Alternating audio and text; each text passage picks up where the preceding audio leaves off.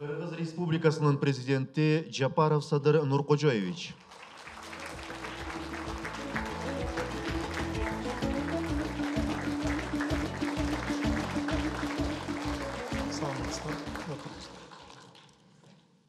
Дагы бир жолу саламатсыздарбы, урматтуу бүтүрүүчүлөр, кымбаттуу Кыргызстандын келечек ээлери.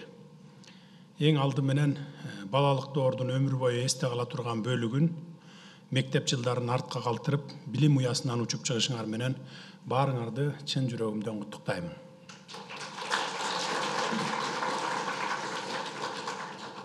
Улуу ойчул Жусуп Баласагын бабабыздын билим бийик түгөнбөс, окуулук, адамда ушул эки артыкчылык деген накыл кебиндей мектепте алган билимиңер жашооңордун бекем пайдубалы болуп, өмүр бою артыкчылык берет. Силер бекем пайдубал түптөп турмуш жолуна аттандыңар, сапарыңар байсалдуу болсун демекчимин.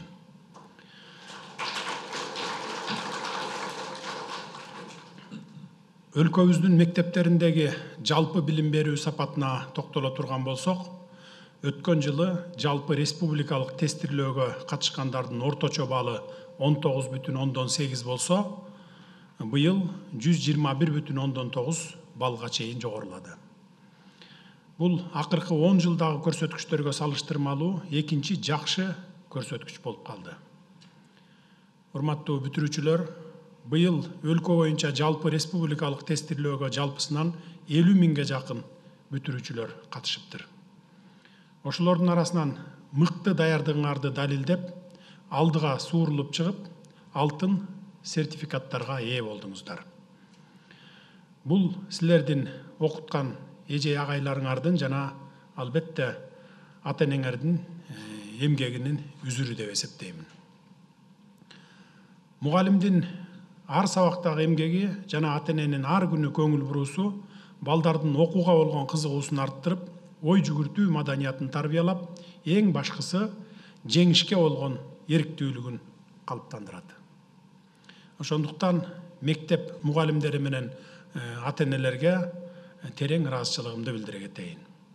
Себеби коомубузга канчалык көп билимдүү жаштар кошулса, өлкөбүздүн өнүгүүсү ошончолук ыкчамдайт. Бүгүнкү күндө өлкөбүз өнүгүүгө ишенимдүү кадам таштап, бир катар ири долбоорлорду баштап, келечекке дымактуу пландар менен бара жатабыз.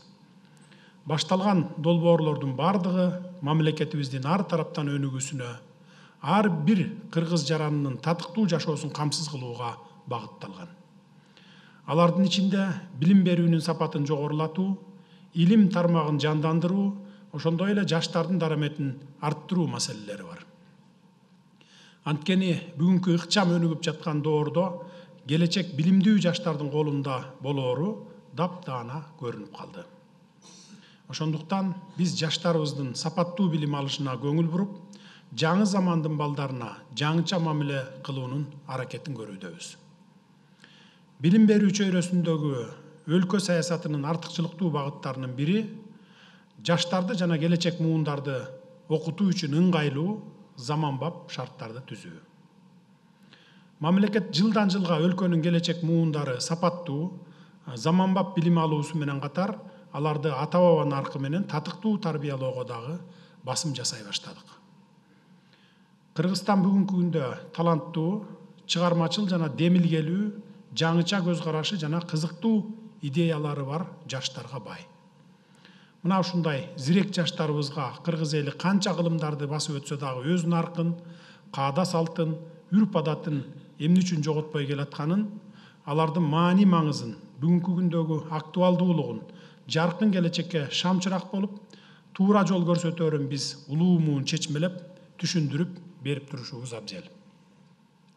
Ошондо гана биздин дилгир жаштарыбыздын дараметин, оргуштаган энергиясын туура багытка салып, аларга туура жол көрсөткөн болобуз.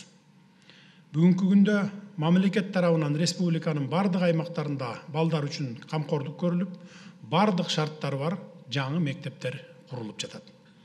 Балдарыбыз ушундай заманбап мектептерге де билим алышы биздин башкы максатыбыз жана тилегибиз болчу. Бүгүнкү салтанатта ата энелер менен урматтуу ага эжейлерге кайрылып кетүүнү дагы еп көрүп турам. Бүгүн алтын сертификат алган балдарыбыздын жүзүндөгү кубанычты көрүп, ошондой эле билим берүүнүн сапаттары боюнча жүргүзүлгөн сынактардын жыйынтыктарын байкап, жаштардын билимге болгон кызыгуусу жыл сайын өсүп баратканын канааттануу менен белгилеп кетким келип турат. Ар бир өлкөнүн өнүгүшү анын жарандарынын адеп абийирине, таалим тарбиясына жана алган билимине байланыштуу деп тегин жерден айтылбаган. Эң биринчи таалим тарбия мерчемдери үй бүлөдө, бала бакчада жана мектепте калыптанары баарыбызга маалым.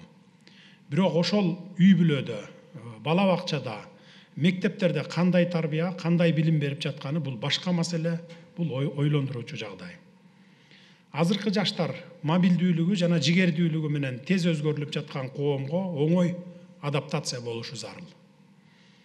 Буга эң алды менен ата-энелер, тарбиячылар жана мугалимдер өтө чоң маани бериши кажет. Балдарыбыздын тез өнүгүп жаткан дүйнө агымынын терс жактарына кошулуусуна тоскоол болуп, жакшы жактарына аралашуусу түздөн түз сиздердин эмгегиңиздерден көз каранды.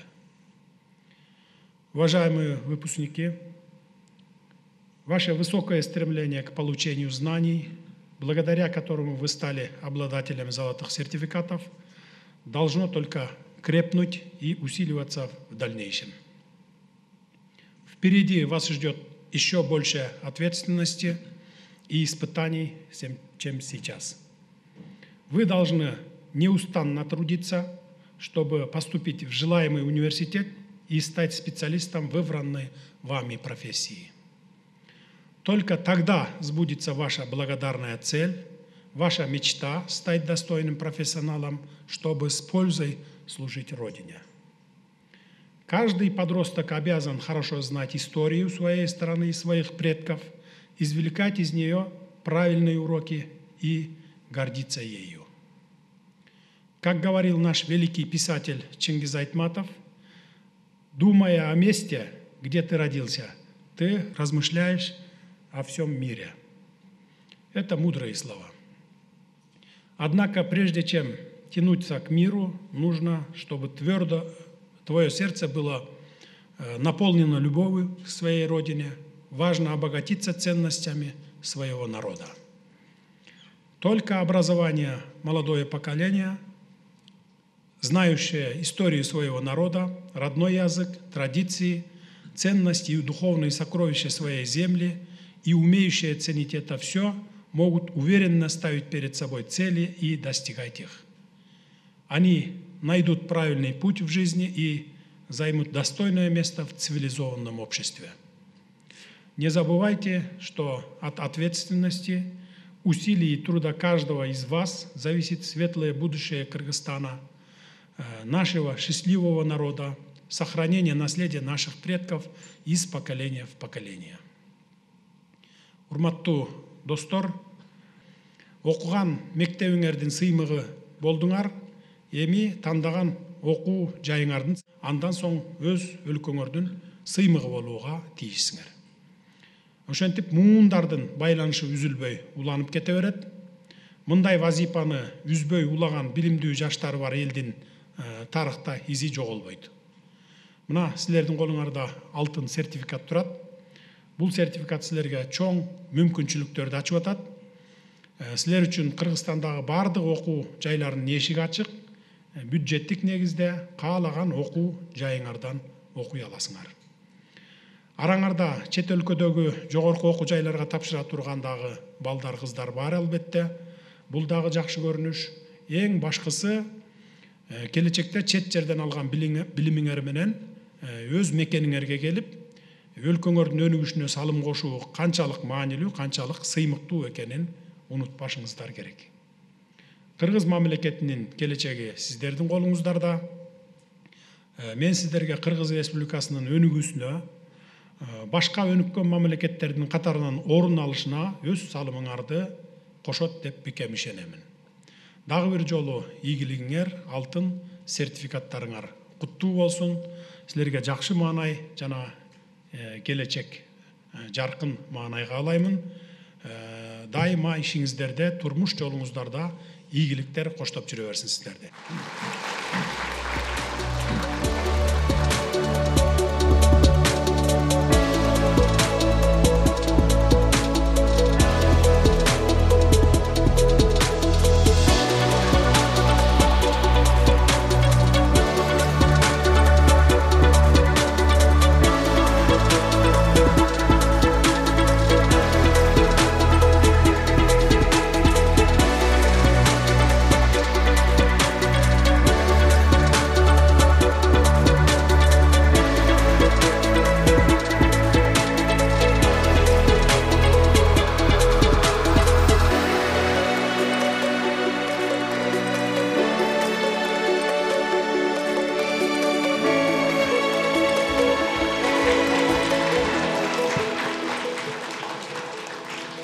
кымбаттуу бүтүрүүчүлөр, сыйлыгыңыздар дагы бир жолу кут болсун.